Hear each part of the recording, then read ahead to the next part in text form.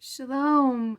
It's day 6, and we are talking about the sixth plague, counting down to Passover, and that was the plague of sores or boils.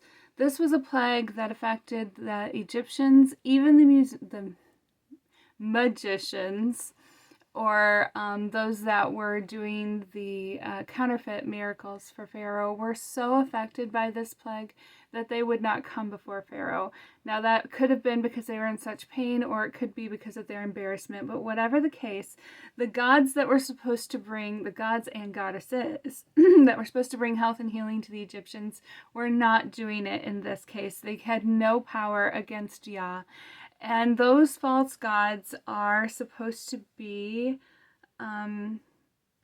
Sekhmet, Serapis, and Imhotep.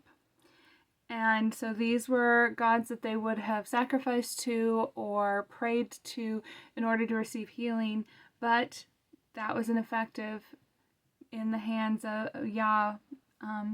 So when we think about this sort of judgment against the gods of healing and the context of Messiah in the New Testament, I think for most of us it's very clear that Messiah had all authority over health and healing of the people around him. In fact, it's probably one of the biggest pieces of evidence that we would give when we talk to someone about the divinity of Messiah was his ability to heal all that they brought to him. It was miraculous and amazing. I think specifically of the woman with the issue of blood who had spent her living on physicians trying to be healed. But all she had to do was touch the hem of Messiah's garment and she was made whole. And Messiah was on the way to heal a 12-year-old girl at that same moment, and she ends up passing. But when they get there, he says she's just asleep because he calls her forth. I think of the blind man that was blind from birth, and everybody knew that he was blind because they had seen him begging and they had interacted with him and his parents.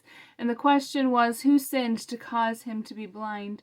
And Messiah's answer was amazing, that it wasn't anyone's sin, but Yah had trusted this person to have this infirmity for his glory, because he had set a certain day when he would be healed. And then I think about Lazarus, raised from the dead. There's not better healing than that, right? So Messiah definitely showed that he was an authority on healing above all else, above the physicians and above the false gods. In Revelation, boils and sores are coming back, or have been here, depending on your belief about that. But it does say in Revelation 16:11 that the people will blaspheme Elohim because of the pain and the sores, and the saddest thing is that they will not repent of their deeds. That is a confirmation of what we spoke of before, that the Father is not striking Mitzrayim or Egypt just because he hates them.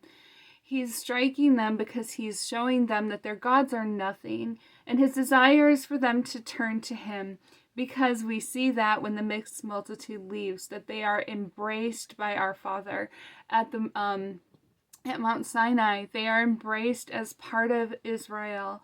They receive the law and they are made into covenant with him if they walked away from the false gods of Egypt. And when I think about what's happening in Revelation, it's the same heart. He wants people to repent.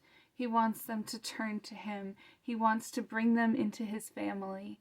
And I pray that we would not be as Pharaoh and as these people in the book of Revelation, where our hearts are made of stone and we see trials and troubles and we think, oh, he's just hurting us, when in reality he's trying to allow us humility by showing us how little we can do in our own power for our situations. We need him.